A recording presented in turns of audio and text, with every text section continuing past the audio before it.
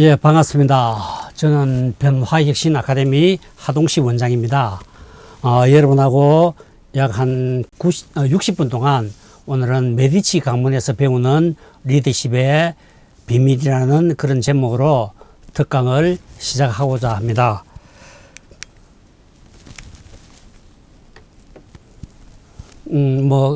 제 주요 학력하고 경력은 간단하게 한번 살펴보시면 되고요. 지금 보여드리는 지도가 13, 14세기 르네상스가 시작될 때의 지금 현재 이태리 그림입니다. 지도입니다. 지금은 이태리가 하나의 나라지만 13, 14세기만 하더라도 이태리가 자그마한 도시들로 이렇게 다 나누어져 있었습니다. 오늘 제가 강의할 도시는 저기에 지금 노란색으로 표시되어 있는 플로렌스라는 저런 도시입니다. 일명 피렌체라고도 하죠, 그죠? 그리고 그 위에 보면은 또 자그마한 도시가 있죠. 제노바라는 그런 공화국이 있죠, 그죠? 그리고 조금 더 위쪽에 가면은 밀란이라는 도시가 있습니다. 밀란은 요즘으로는 밀라노로 합니다. 그리고 우편으로 보면은 베니스라는 나라가 있고요. 그리고 피렌체 밑에 보면은 시에나라는 도시가 있고, 그 다음에 그 로마가 있습니다. 그때까지만 하더라도 자그마한 소도시가 요즘으로 보면은 하나의 나라라고 보면 되겠죠. 그래서 사실로 이렇게 소도시끼리의 이런 경쟁이라든가 전쟁이 상당히 심했습니다. 한 개의 도시가 성장을 하려고 그러면은 방법은 한 개 있죠. 이 무력을 이용해서 옆 동네를 침범해서 그 도시를 나의 도시로 만들면 되겠죠. 그러다 보니까 각 도시들 간에 이런 치열한 이런 전쟁들을 상당히 많이 했던 그런 시대입니다. 특히 피렌체가 많이 전쟁했던 도시 중에 한 개가 지금 제가 보여주고 있는 이 시에나 대성당입니다. 시에나 대성당은 사실 이게 그 피렌체의 대성당보다도 약 한 3, 40년 좀 빨리 지었죠, 그죠? 그리고 완성한 연도도 피에나 대성당은 1380년, 그리고 이쪽에 피렌체의 그 두오모는 1430년 정도 되니까 약 한 50년 정도 차이가 난다고 보면 됩니다. 시에나 대성당은 가면은 다른 것보다도 이 밑에 있는 바닥에 있는 이런 대리석 조각들이 상당히 아름답습니다. 지금 보여주고 있는 저 밑에 있는 대리석 조각이 일종의 모자이크입니다. 그죠? 대리석을 이런 그림을 그려가지고 우리가 일명 자개농에 자개를 짜듯이 저런 식으로 지금 짜였다고 이렇게 보면 됩니다. 그죠? 이 도시의 가장 대표적인 것을 제가 한 개 보여드릴까요? 그죠? 여기 보면은 여러 가지 그림들이 있는데 저 그림 중에서 제일 중간에 있는 저 늑대가 시에나를 상징하는 겁니다. 그리고 그 옆에 보면은 저기 표범이 루카라는 도시고요. 그리고 사자 있죠. 그죠? 사자가 그 피렌체입니다. 이와 같이 시에나를 위시해서 그 주변에 여러 개에 있는 도시들을 어떤 하나의 동물이나 이런 새들로 이렇게 표시를 해놨습니다. 그런데 가장 중간에 지금 시에나가 들어있잖아요. 그죠? 이 말은 무슨 말입니까? 그만큼 시에나가 이 도시의 가장 중심적인 도시였다는 말입니다. 이 말은 가장 강력했다는 말이죠. 그죠?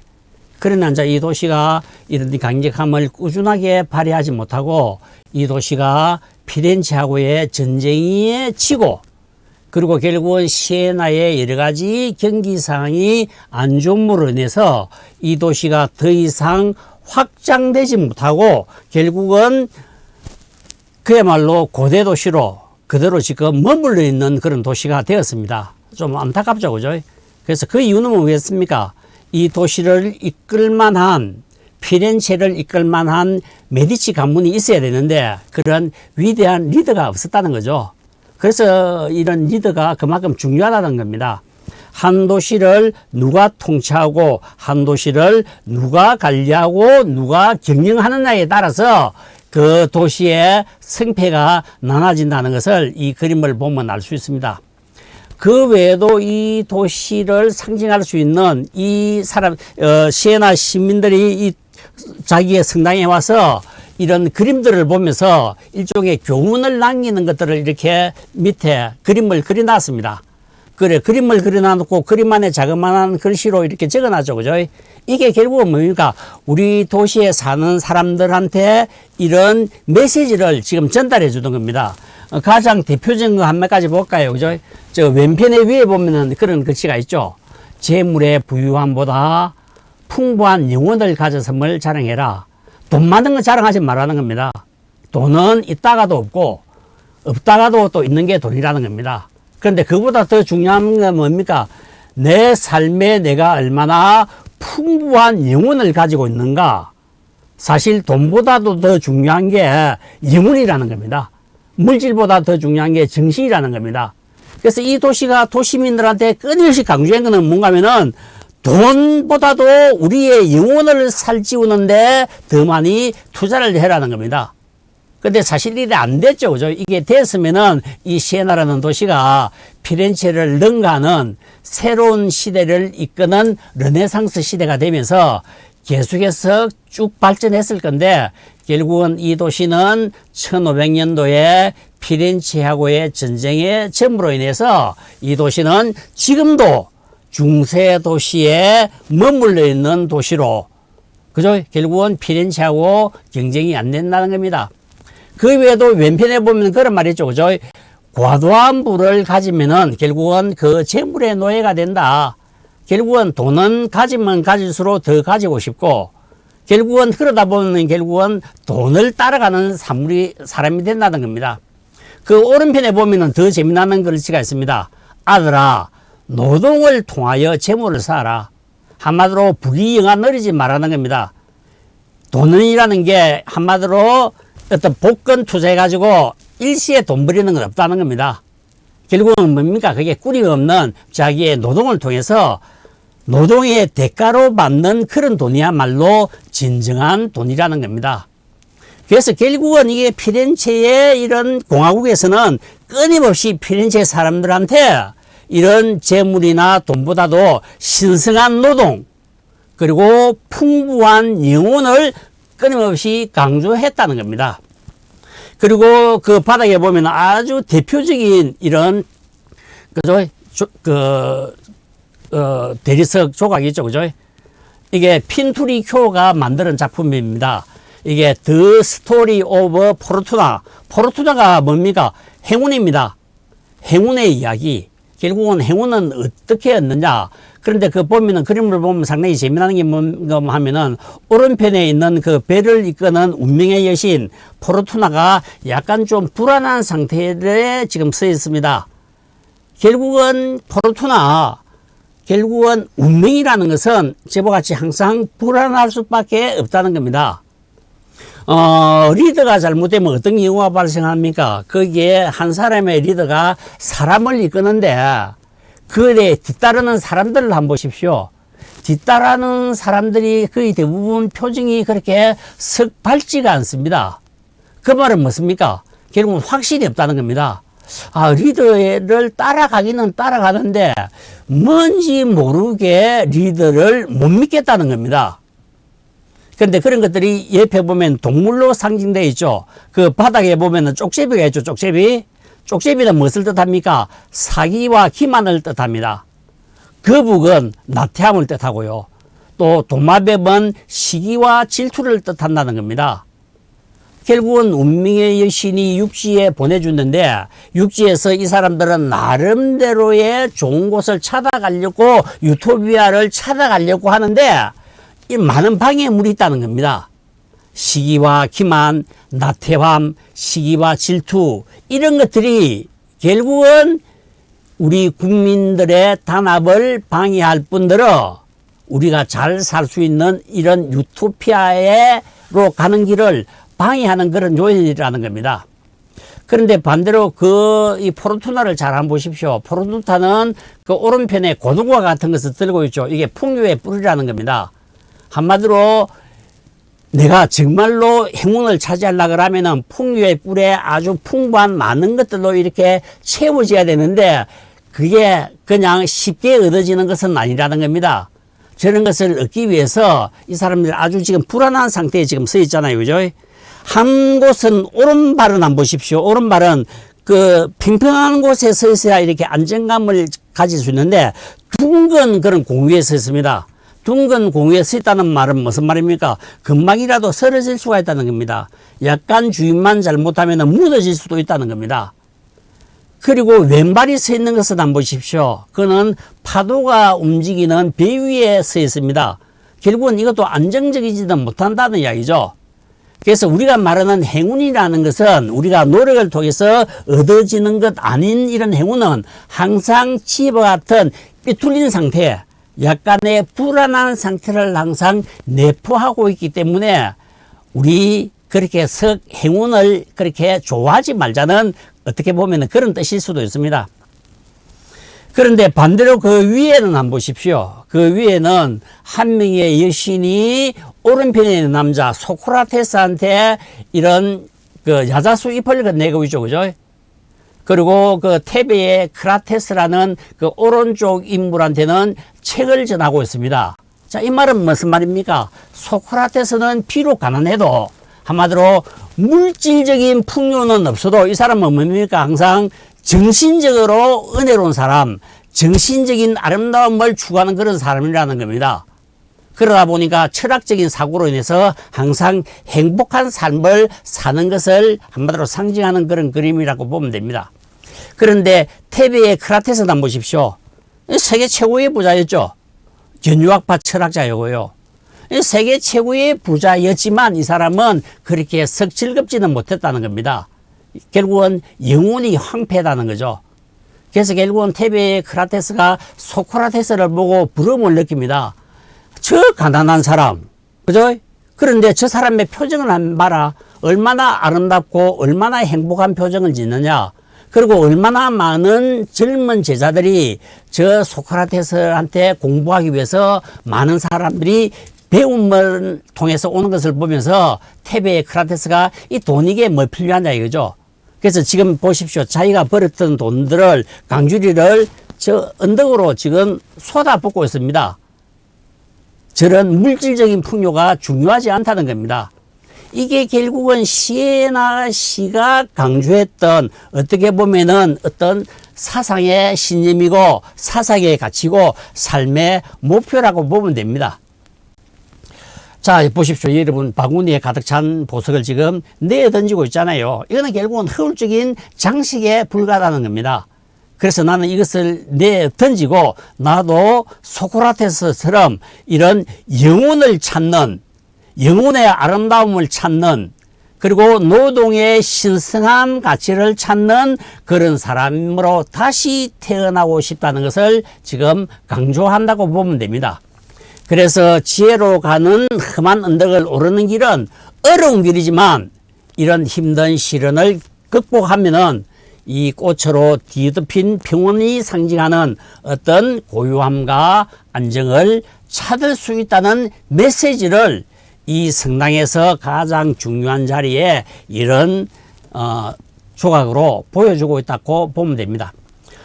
사실 피렌체에 가면은 자그마한 도시지만 이 도시 중간중간마다 저런 성모자 프레소카가 상당히 많습니다. 그죠? 보십시오. 여기 제가 그 피렌체 가서 몇 군데 보이는 쪽쪽 찍은 겁니다. 보면은 다 성모자를 다 그린 거죠. 그죠? 여기에 뭡니까? 피렌체 시민들이 물론 성당에 가까운 사람들은 성당에 가서 기도를 하면 되지만 일상생활에 바쁜 사람들은 성당에 갈 수 있는 시간이 없잖아요. 그러면은 내 지금 현재의 직업을 하고 있는 위치에서 제일 가까운 저런 그 건물 옆 벽면에 가서 저런 성모자 앞에서 한마디 기도를 하는 겁니다. 보통 피렌체 시민들은 어떤 기도를 할까요? 여러분은 어떤 기도를 합니까? 혹시 여러분의 부모는 어떤 기도를 합니까? 아마 대부분 우리나라의 많은 사람들은 물론 안 그런 사람도 있겠지만요. 아마 우리나라의 많은 사람들은 기도하는 내용들이 거의 대부분 자기 가족들의 어떤 행복을 기도할 겁니다. 아마 여러분 부모님들은 이렇게 기도할 거예요. 우리 남편 한마디로 잘리지 말고 오랫동안 회사 근무 잘하게 해 주십시오. 또 진급 잘하게 해 주십시오. 좋은 직장에 가게 해 주십시오. 건강하게 해 주십시오. 우리 아들 바로 대학 졸업하면은 바로 대기업에 입사하게 해 주십시오. 공무원을 준비하고 있는 또 만약에 자녀가 있으면은 공무원 합격하게 해 주십시오. 거의 대부분 기복입니다. 내가 복을 구하는 건데 그 복이라는 게 결국은 뭡니까? 결국은 개인의 가족과 같은 이런 작은 범위의 이런 복을 기도한다는 겁니다. 그런데 피렌체 사람은 이런 기도를 하지 않습니다. 물론 이런 기도를 하는 사람도 있겠죠. 그런데 대부분 르네상스 시대에 이런 피렌체 시민들은 기도를 할 때 이 도시를 아름다운 도시로 만들어 주십시오. 이 도시를 평화의 도시로 만들어 주십시오. 이 도시가 다른 도시로부터 침략을 받지 말게 해 주시고 설령 침략을 받는다 하더라도 그 도시와의 전쟁에서 이기게 해 주십시오. 그래서 항상 이 도시가 전쟁의 위험으로부터 벗어나서 우리 일상 시민들이 각자 자기 일을 잘하고 열심히 하고 하느님을 잘 섬길 수 있고 그리고 영혼을 사랑하고 영혼을 사모하는 그런 사람이 되게 해 주십시오. 이런 기도를 했다는 겁니다. 한마디로 우리나라 사람하고 기도의 수준이 달랐다는 거죠. 그리고 이 사람들이 대부분 누구를 위해서 기도합니까? 이 도시를 이끄는 지도자를 위해서 기도했다는 겁니다. 왜? 지도자의 리더십이 그만큼 중요하니까요. 이 도시가 크고 안 크고 하는 그 가장 중요한 차이는 그 도시를 다스리는 지도자의 리더십이 그만큼 중요하다는 겁니다. 그래서 여러분들 중세 천년이 끝나면서 새로운 시대 르네상스가 오면서 이태리의 많은 공화국 중에서 가장 최고의 부유한 도시가 된 게 결국은 피렌체 공화국. 그리고 이곳에서 새로운 시대를 여는 르네상스가 창출됐다는 겁니다. 그게 왜 가능했겠습니까? 이 도시에 메디치 가문과 같은 훌륭한 리더십을 발휘할 수 있는 그런 가문이 있었기 때문에 그게 가능했다는 겁니다. 그래서 한 도시를 누가 경영하느냐가 그만큼 중요하다는 것을 보여줍니다. 이게 피렌체라는 도시입니다. 그렇게 도시가 크지가 않습니다. 그죠? 오른편에 보면은 그 큰 성당이 한 개 있죠. 그게 산타크로체 성당입니다. 그리고 저 중간에 보면은 도움이 한 개 있죠. 그죠? 저게 그 유명한 피렌체의 산타 마리아 델 피오레 성당입니다. 그죠? 성모 마리아 성당이죠. 그리고 그 왼편에 보면 약간 큰 종탑이 한 개 있는데요. 저 종탑이 지금으로 치면은 피렌체 시청입니다. 시노리아죠. 그죠? 그래서 이런 정치의 중심하고 종교의 중심이 그렇게 멀리 떨어져 있지 않습니다. 왜? 그때는 정치와 종교가 같이 가는 시대였으니까요. 여기 보면은 많은 다리가 있습니다. 아마 여러분들 제일 많이 아는 다리는 저 베키오 다리를 제일 많이 알 거예요. 그런데 보면은 여기에 있는 지금 건물이 있는 도시는 우리로 보면은 이 아르노 강의 북쪽이니까 저거는 강북입니다. 그리고 저 도시의 밑에가 강남이고요. 우리나라하고는 다릅니다. 저 도시는 강북이 부자고 강남이 좀 가난한 사람들이 삽니다. 그래서 강북의 대부분의 유적지나 중요한 종교적인 시설물들이 다 지금은 강북에 있습니다. 그래서 이 도시가 새로운 시대 르네상스를 이끌었던 것들은 제가 저기에 표시했다시피 크게 이런 네 가지 중요한 크게 될 수밖에 없는 인자가 있었다는 겁니다. 한마디로 부를 창출할 수 있는 신흥 계층이 드디어 출현했다는 겁니다. 새로운 도시가 발전하려 그러면은 그만큼 경제적인 혜택을 받는 도시가 돼야 됩니다. 그리고 결국은 돈은 누가 벌어줍니까? 결국은 이런 상인 계층들이 돈을 벌어준다는 겁니다. 왜? 이 시대에 차츰차츰 항해술이 발달하면서 이와 같이 이런 항해 기술로 인해서 새로운 신도시들이 많이 탐문이 됩니다. 그리고 이런 피렌체라는 도시는 지중해라는 도시를 내 안방의 그런 경제적인 무대로 만들면서 이런 피렌체가 이런 모직 산업이 활짝 피면서 엄청나게 부를 창출할 수 있는 그런 도시가 되었죠. 그리고 이런 사람들은 끊임없이 고대 그리스 로마 시대의 문명에 대해서 동경을 하고 있었습니다. 여러분 아시다시피 여러분들 아름다운 조각들 작품들을 한번 보십시오. 그리스 로마 시대 때 작품이 최고였잖아요.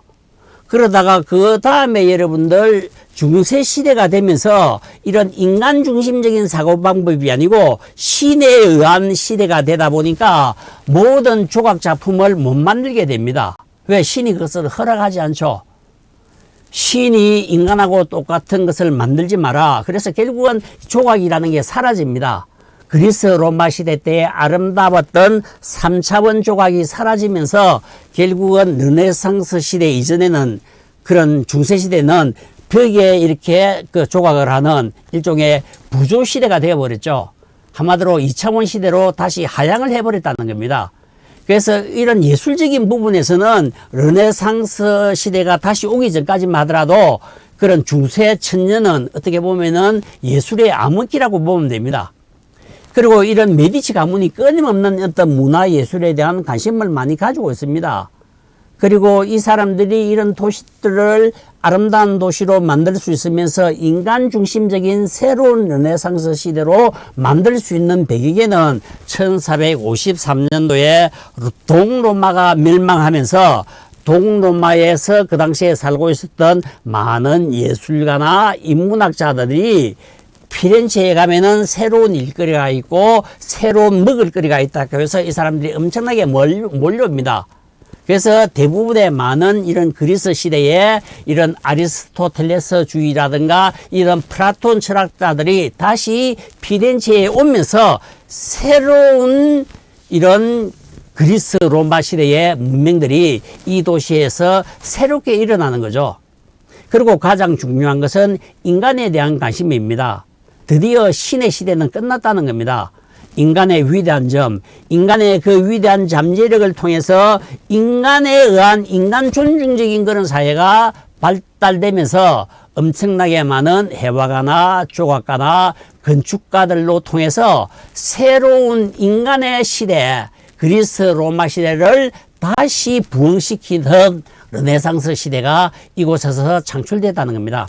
오늘 여러분하고 저하고는 피렌체에서 한 세 사람을 공부하겠습니다. 어떤 리더가 있었느냐? 제일 첫 번째, 메디치 가문의 일대 조상인 조반이라는 사람. 1460년부터 1429년까지 살았던 저 사람을 통해서 어떻게 신뢰를 구축할 것인가. 그 다음에 이 사람의 아들인 코시모 일 베큐오라는 사람. 이 사람은 겸손의 미덕을 철저하게 발휘합니다. 그리고 사실로 이 사람의 아들로 대를 물려줘야 되는데 이 사람의 아들이 통풍병 환자로서 상당히 경영을 하기 위해서는 몸 건강 상태가 별로 안 좋습니다. 그래서 이 아들은 불과 자기 아버지의 여러 가지 경영이나 피렌체의 권력을 물려받았지만 아주 짧은 기간 동안에 약 한 5년 정도의 통치를 하다가 그냥 사라지면서 자기의 아들인 4대 로렌조로 물려줍니다. 그리고 이 로렌조라는 사람이 이런 피렌체에 엄청나게 많은 인재 육성을 통해서 이런 도시를 새로운 르네상스 도시로 만드는데 큰 기여를 했죠. 그래서 오늘은 여러분하고 이런 메디치 가문에서 한 사람을 통해서 신뢰의 구축, 한 사람을 통해서는 겸손의 미덕을, 한 사람을 통해서 인재 육성을 하는 세 가지 키워드를 통해서 메디치 가문에서 이런 리더십의 비밀을 한번 알아봅시다. 르네상스라 이라면은 1500년을 기준합니다. 1500년을 기준해서 그 전반기 80년, 그리고 그 후반기 80년, 그래서 1420년부터 약 한 1580년 사이, 약 한 160년 이 기간을 르네상스라 이랍니다. 그런데 르네상스에 활동한 사람들을 한번 보십시오. 금방 제가 이야기했던 조반니 일대, 2대 코시모, 그리고 5년 동안 통치했던 피에로, 그리고 이 사람의 아들인 4대 로렌조, 그리고 로렌조의 차남인 레오 10세 교황, 그리고 로렌조의 조카인 크레멘스 7세 교황, 그리고 착차장차 7대에 가면서 장자계열의 사람들이 다 죽는 바람에 8대째부터는 차자계열에서 이 가문을 결국은 이어나갑니다. 그때 8대 차남계열에서 올라온 사람이 코시모 1세 대공이라는 사람입니다. 그래서 이 사람들이 14대까지 약 한 380년 동안 이 메디치 가문을 이끌어가죠. 보십시오. 르네상스 시대에 이 사람들이 다 활동하고 있잖아요. 왜 그렇겠습니까? 이 사람들이 실제적으로 르네상스를 이끌었고 선도했기 때문에 이런 도표가 만들어지는 겁니다. 그죠? 자, 먼저 조반니부터 한번 볼까요? 그죠? 조반니는 어떻게 보면 메디치 가문의 설립자입니다. 이 사람은 사실 처음에는 이런 그 은행업을 통한 사람이 아니고요. 피렌체에서 약간 북쪽으로 한 40km 지나가면은 아주 자그마한 도시가 있습니다. 지금도 이 도시가 있습니다. 제가 보여주는 거 있죠. 그죠? 이 도시입니다. 그렇게 크지가 않는 도시입니다. 무젤로라는 이런 도시입니다. 그래서 이 도시에서 이 사람들이 처음에 농사 짓던 사람이요. 그런데 사실 이 사람의 조반니의 자기의 삼촌 되는 분이 그 당시에 로마에서 은행을 하고 있었는데 이분이 자기 은행을 다시 이을 만한 자기의 아들이 없다 보니까 자기의 먼 조카인 조반니를 불러와서 은행 경영을 가르치면서 결국은 이 조카한테 자기의 은행을 물려주게 하죠. 그래서 이 조반니가 졸지에 농사 짓다가 이런 은행업을 하기 시작했다는 겁니다. 그런데 이 사람이 실제적으로 은행을 해보니까 그렇게 썩 남는 장사가 안 되는 겁니다. 왜? 이 사람이 은행을 시작할 때 은행 규모가 상당히 작았다 말입니다. 그 당시에 피렌체의 은행 이런 순서를 매긴다 그러면은 거의 1등부터 10등은 아주 대단한 가문들이 다 차지했습니다.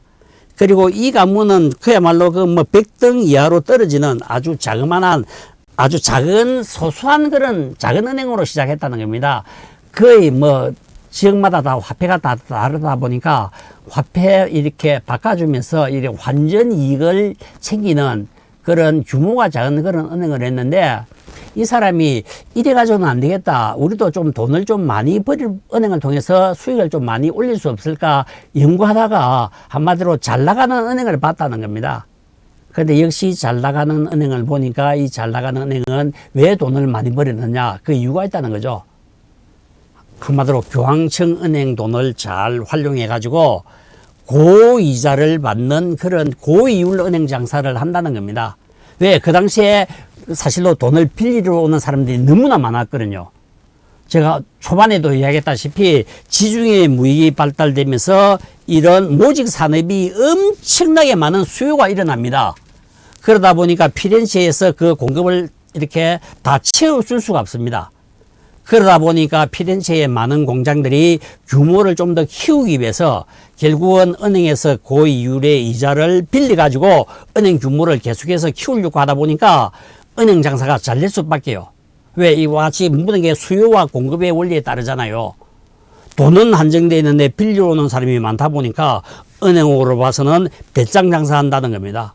그러다 보니까 그 이자가 처음에는 연 3, 4%를 받는 그런 이자가 나중에는 거의 40% 이자를 받는 그런 시대가 되었습니다.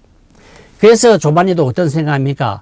역시 돈을 벌이려 이러면은 결국은 교황청의 그 유명한 그 헌금들을 관리할 수 있는 그런 지정은행이 돼야 되겠다.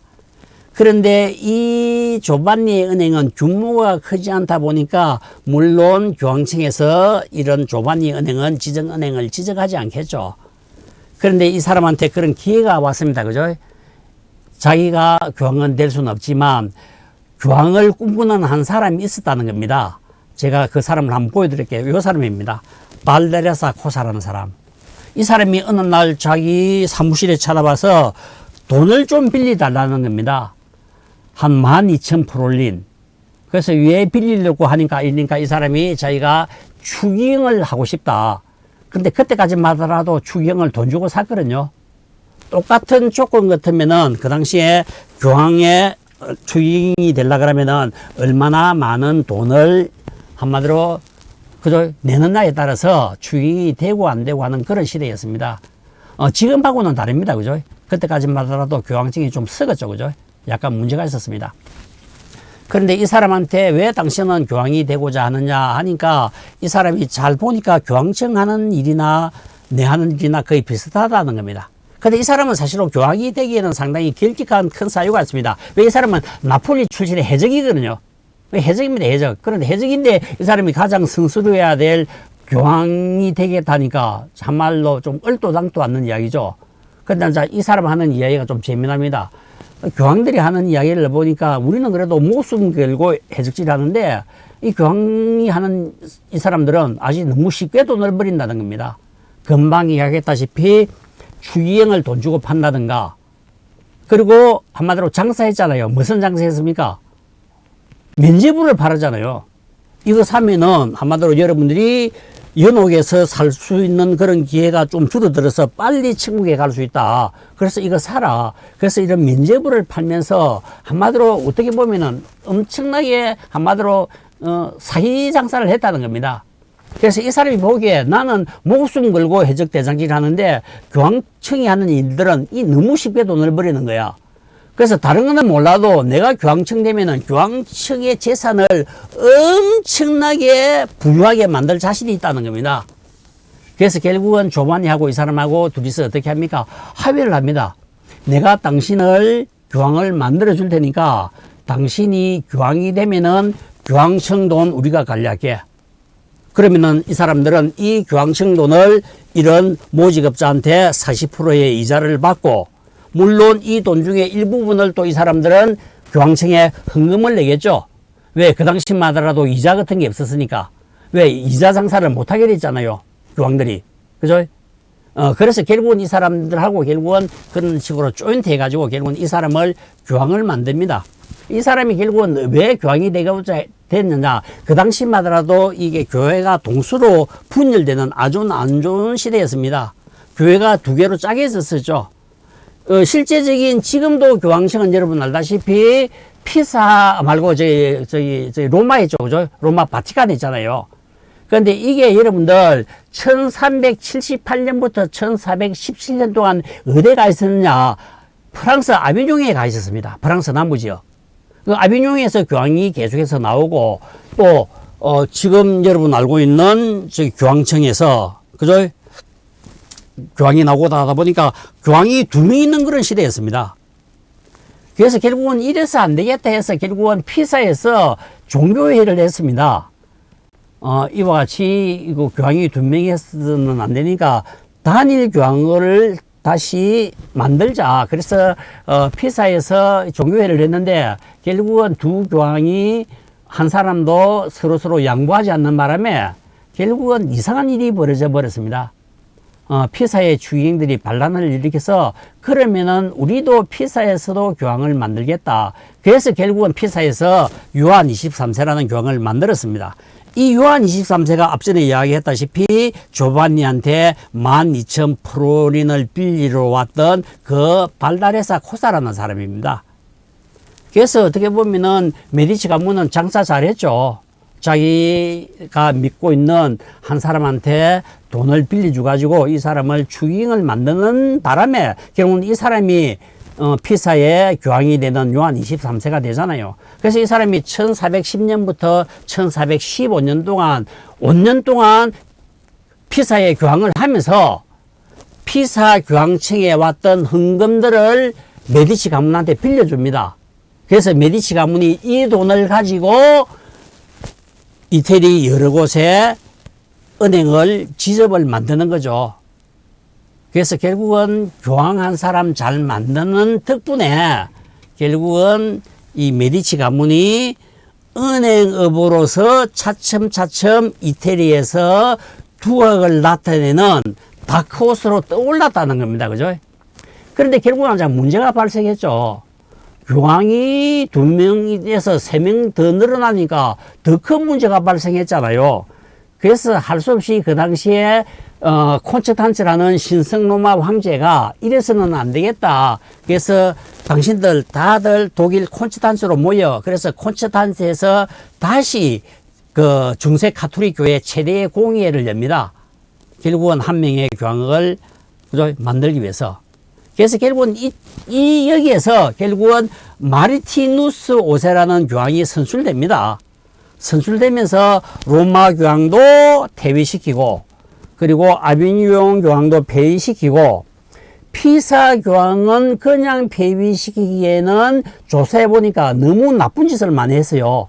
그래서 니는 안 되겠다. 니는 미안하지만 감옥에 가라. 그래서 이 사람을 어디에 보냈느냐? 저 위 한번 보십시오. 하이델베르크 저 성에 가둬가 버렸습니다. 그때 이 교황을 모시고 콘스탄츠 교회의 종교회의에 참석한 사람이 조반니의 아들 코시모입니다. 왜? 조반니가 코시모한테 부탁을 했잖아요. 아들아, 저 교황이 계속해서 교황을 하고 있는 한 우리는 피사 교황 정돈을 빌려서 이 돈 가지고 우리 돈놀이 할 수 있다. 그러니까 저 교황을 잘 모셔. 그런데 결국은 콘스탄츠 종교에서 문제가 발생했잖아요. 자기가 믿고 있던 이 교황이 폐위돼 가지고 감옥소 갇히는 이런 큰 사태가 발생됐습니다. 그래서 코시모가 콘스탄츠 하이델베르크 성에 갔습니다. 가니까 이 요한 23세라는 교황이 질질 짜면서 코시모한테 이렇게 이야기합니다. 코시모, 내를 좀 빼놔주게. 내 도저히 이렇게 감옥소 생활 못하겠다. 그런데 문제는 뭔가 하면은 이 교황을 빼내려 그러면은 결국은 보석금을 내야 되는데 보석금을 엄청 때렸습니다. 그래서 이거 조반니가 한마디로 감당할 수 없는 그런 보석금입니다. 그래서 조반니가 교황님, 보석금이 너무 그죠? 엄청난 금액이 돼서 이거 제 혼자 결정할 수 없습니다. 제가 빨리 피렌체에 가서 아버지하고 잘 의논해가지고 빨리 교황님 보석금 주고 빼낼 테니까 그때까지만 좀 기다려 주십시오. 그래서 이 사람들이 다시 피렌체로 왔습니다. 아버지 큰일 났습니다. 우리가 믿고 있던 우리 요한 23세가 감옥에 갇히는 초유의 사태가 발생되고, 지금은 우리가 모르는 마르티누스 5세라는 교황이 결국은 3명의 교황 대신 1명의 교황으로 통일되었습니다. 이제 교황 정돈을 빌려 설 수 있기 때문에 우리가 은행업을 하는데 자금 사정 때문에 엄청 힘들게 됐습니다. 그런데 더 큰 문제는 저 교황이 자기를 빼내려고 하는데 아버지 어떻게 하면 좋겠습니까? 그래서 조반니가 어떻게 하기는 의리를 지켜야지, 신뢰를 지켜야지. 힘들더라도 저 교황을 위해서 보석금을 주고 빼내자. 그래서 이 조반니는 자기의 가장 아름다운 신뢰라는 이 무기를 이용해서 한마디로 저 쓸모없는 요한 23세를 빼내는데 자기의 엄청난 개인 재산을 갖다 여으면서 저 교황을 빼냈다는 겁니다. 그때 많은 피렌체의 메디치 가문의 경쟁은행들이 상당히 뒤에서 수군덩거리죠. 아, 드디어 메디치 가문은 결국은 함을 가는 거구나. 이제는 저 메디치 가문한테 돈 빌려줄 교황도 없을 뿐더러 저 교황 23세를 빼내기 위해서 또 엄청난 개인 재산을 또 투자해 가지고 결국은 돈을 쓰는 바람에 결국은 메디치는 자금력 때문에 이제부터는 망하는 길만 남았다. 다 그래 뒤에서 수군덕거렸습니다. 물론 메디치 가문도 약 한 5년 동안 엄청 힘들었습니다. 그런데 5년 뒤에 새로운 기적이 일어났습니다. 그 새롭게 선출된 마르티누스 5세가 코시모를 바티칸에 부르는 겁니다. 불러서 단도직입적으로 딱 한마디 하죠. 교황 정돈 당신이 관리하시오. 당신 가문에서 관리하시오. 이런 행운이. 그래서 이 경영이 힘들어졌던 메디치 가문이 자기 아버지 신뢰 한 개 잘 지키는 이것 때문에 새로운 교황한테 신뢰를 얻게 됨으로 인해서 한마디로 전 세계 기독교인의 돈들을 빌려 쓸 수 있는 그런 행운이 찾아왔다는 겁니다. 그래서 그때부터 메디치 가문이 일사천리로 엄청나게 메디치 가문이 커집니다. 그죠? 그래서 결국은 뭡니까? 신뢰라는 이 리더십 한계 때문에 결국은 메디치 가문이 한마디로 죽어가는 메디치가 다시 기사회생하는 그런 가문으로 발전함과 동시에 피렌체라는 도시의 위상도 높아지기 시작했다는 겁니다. 그죠? 자, 그 다음에 두 번째 한번 볼까요? 두 번째, 자기 아들 겸손의 미덕. 물론 메디치 가문이 보십시오. 그렇게 성스럽게 돈을 벌이지 않았습니다. 한마디로 이 사람들이 윤리 경영하지 않았잖아요. 한마디로 올바르게 땀 흘려서 돈 벌이지 않았잖아요. 지금까지는 한마디로 해적대장 한 명 잘, 그죠? 키워가지고 그 사람들을 통해서 꿀빨한 거잖아요. 그러면은 왜 이렇게 한마디로 정경유착에는 이런 그 가문을 왜 우리가 공부해야 됩니까? 그런데 이유가 있다는 겁니다. 이 사람이 돈을 벌이는 가정까지는 그렇게 아름답지는 못했지만 이래부터 이 사람이 자기가 벌여놨던 그 돈과 그리고 자기가 가지고 있는 이 권력을 너무나 아름답게 썼다는 겁니다. 그래서 이 가문을 지금도 잊지 못하고 지금도 피렌체 사람들은 자기의 조상인 이런 메디치 가문을 지금도 그저 존경하고 있다는 거 아닙니까? 자, 두 번째 코시모 디 베키오 두 번째 사람이 잘한 거는 뭔고 이라면은 결국은 이런 겸손의 미덕을 잘 발휘했다는 겁니다. 집을 짓습니다. 이 사람 자기 가문에 살 수 있는 가문의 주택을 짓는데 사실로 그 당시에 부르넬레스키라는 사람이 웅장한 설계를 가져왔는데 코시모는 이 웅장한 설계를 거절합니다. 왜? 너무 어마어마한 설계 도면을 가져왔습니다. 그런데 부르넬레스키도 왜 그렇게 어마어마한 그런 그 궁전을 지으라고 가져왔을까요? 왜? 세계 최고의 부자였으니까요. 세계 최고의 부자였으니까 당신은 이 정도 규모의 집을 지어도 충분히 되는 그런 자격이 있다. 그래서 사실로 설계를 가져왔지만 이 코시모는 그 설계 도면을 거절합니다. 왜? 이 가문을 다른 쪽 가문들이 그렇게 썩 좋게 보진 않잖아요. 앞전에 이야기했다시피 이 가문이 아주 열심히 정도 경영, 윤리 경영에서 돈 버린 그런 가문은 아니잖아요. 왜? 가문이 돈 버리는 그런 가정이 약간 좀 추접하잖아요. 그죠? 그리고 이 사람들이 여러분 알다시피 피렌체의 본토배기가 아니잖아요. 무젤라라는 지방에서 농사 짓다가 자기의 친척 사람의 은행을 한 개 인수해가지고 결국은 교황 한 명 잘 키워가지고 그 교황 때문에 결국은 돈을 벌이는 지금까지의 이런 과정 자체가 그렇게 썩 좋지는 못했잖아요. 그러다 보니까 그 당시에 그 피렌체에 있는 양만 가문들로부터 이 사람들이 상당히 많이 견제를 받았습니다. 그 한국 사람이나 이태리 사람이나요, 배 고픈 거는 참아도 너무 잘 돼가지고 그 잘 되는 거는 그거는 막 배 아파서 못 참습니다. 결국은 그 꼴이 난 거죠. 그죠? 그래서 코시모도 그것을 알았습니다. 야, 우리 가문을 이렇게 견제하구나. 그래서 심지어 코시모는 새로운 견제 세력한테 잘못 보여가지고 사실로 사형당할 뿐도 됐습니다. 그런데 이 사람이 그 당시에 간수들을 잘 회유해가지고 결국은 베니스로 그 추방을 당하잖아요.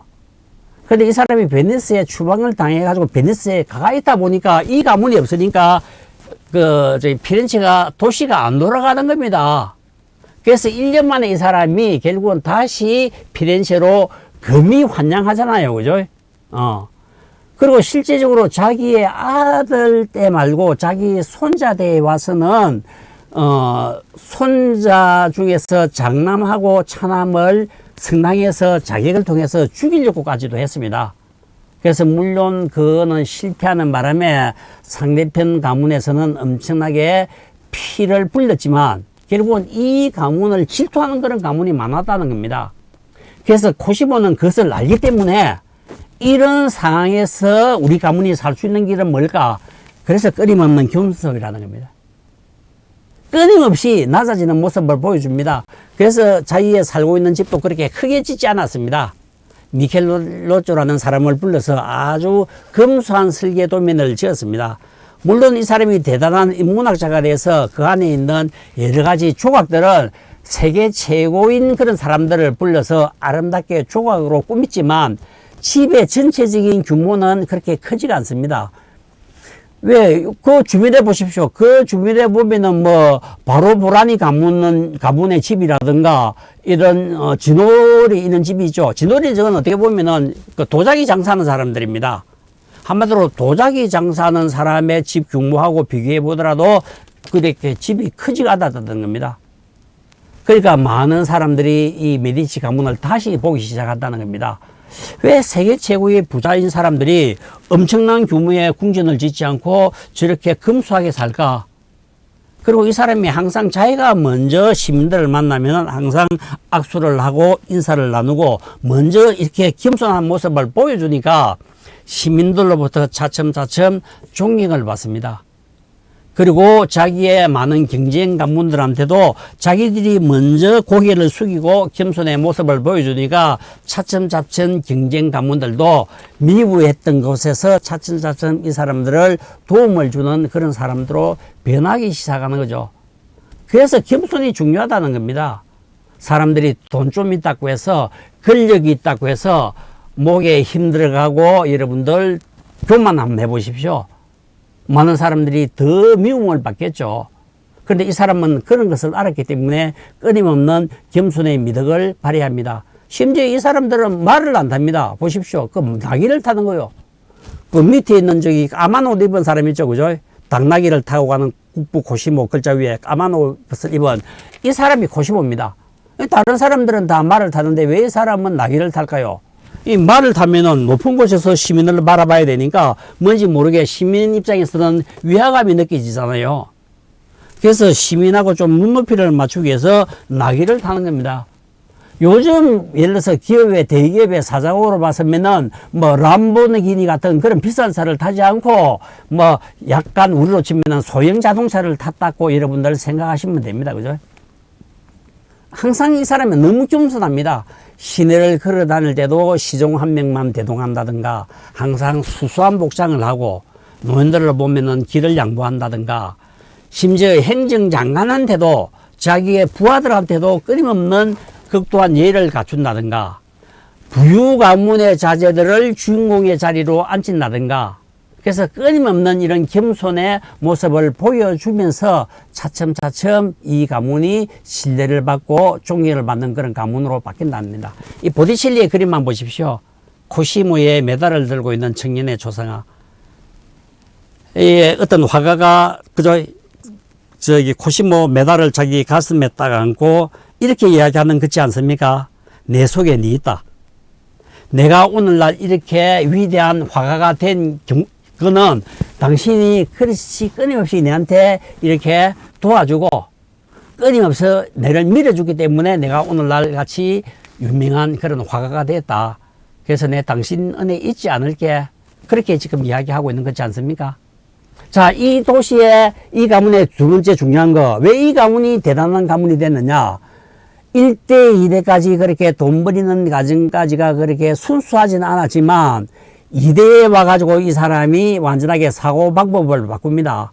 그래, 내가 가지고 있는 이 권력, 내가 가지고 있는 돈을 피렌체 공화국의 사람들이 행복하기 위해서 살게끔 돈을 풀겠다.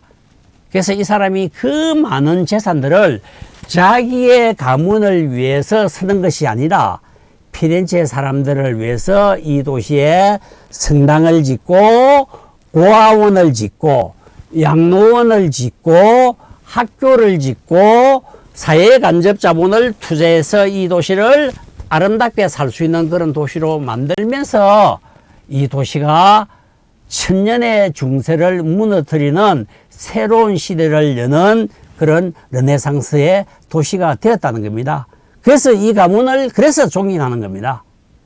그리고 제일 마지막 사람 한 사람만 더 봅시다. 그죠? 자기의 손자인 로렌조. 이 로렌조는 지금의 어느 급이냐 그러면은 우리나라로 치면은 이수신이나 세종대왕급이라고 보면 됩니다.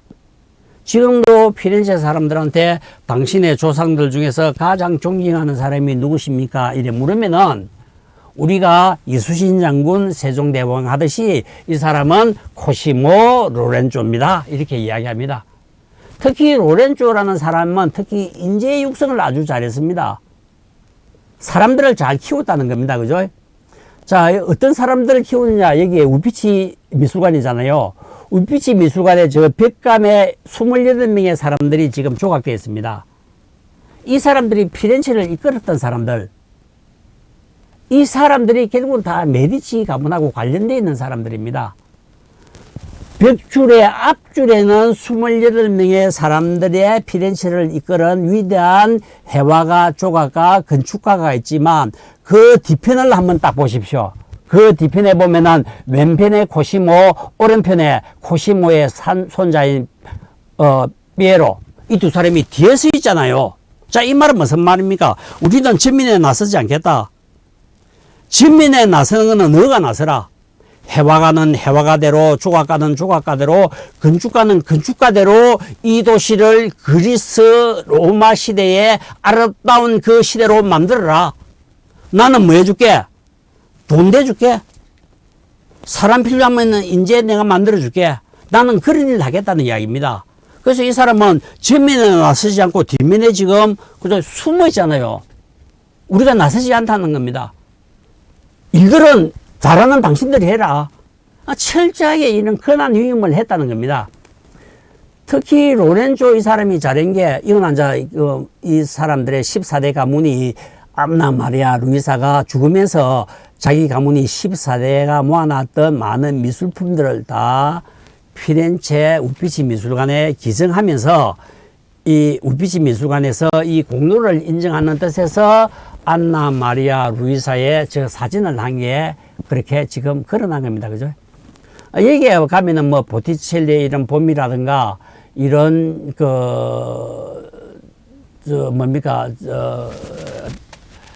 비너스의 탄생이라든가 이런 그림이 있죠. 이 메디치 가문이 후원한 예술가들 한번 보십시오. 조반니 1대, 2대 코시모, 3대 피에로, 4대 로렌조가 해화나 조각가나 건축가의 여러분들 투자한 사람들 한번 보십시오. 사람 키운 사람들 보십시오. 저 사람, 각 사람 한 사람이 전부 다 세계적인 그런 해화가, 조각가, 건축가들이라는 겁니다. 왜? 그만큼 이런 사람들을 키웠다니까요. 그죠? 그런 인재들을 키우기 때문에 이 도시가 세계적인 그런 도시가 되는 겁니다. 가장 대표적인 사람들이 미켈란젤로를 키우잖아요. 15살짜리 미켈란젤로를 자기의 이런 산마르코 수도원 근처에 조각 학교를 설립해 놓고 여기에 와서 조각을 연습하게끔 그렇게 만들잖아요.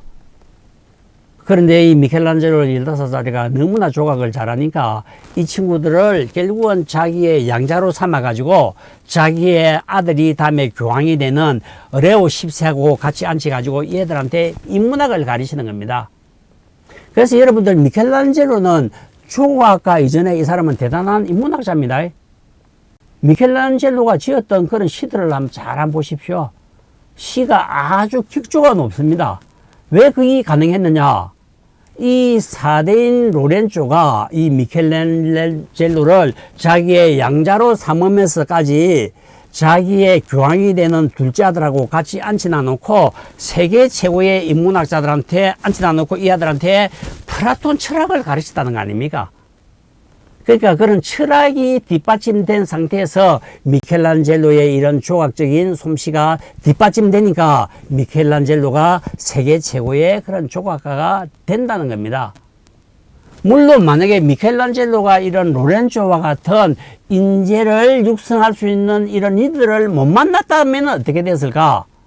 이거는 역사의 과정이지만 아마 미켈란젤로가 지금 우리가 생각하는 그런 미켈란젤로급까지는 가지도 못했을 것이라는 그런 생각이 든다는 겁니다. 사람을 키우는 이 메디치 가문의 이 인재 육성 정책이 오늘날 우리나라의 기업이 안고 있는 이 어려움하고 같지 않습니까? 우리 한국이 앞으로 클락을 하면은 결국은 지금의 정치 지도자가 리더십을 잘 발휘해야 되고, 그리고 이 사업을 하는 많은 사장님들은 새로운 인재들을 끊임없이 육성하고 그 사람들한테 인문학 교육을 시키고 겸손을 발휘하고 그저 신뢰를 확보하는 이런 메디치 가문의 1대, 2대, 4대 이 위대한 리더로부터 새로운 리더십을 비우는 그런 지혜가 필요하지 않을까요? 그래서 오늘 강의 여러분들 약 한 60분 동안 메디치 가문에서 어떠한 리더십을 배울 것인가? 1대 조반니를 통해서 신뢰를 구축하자. 두 번째 코시모를 통해서 겸손의 미덕을 발휘하자.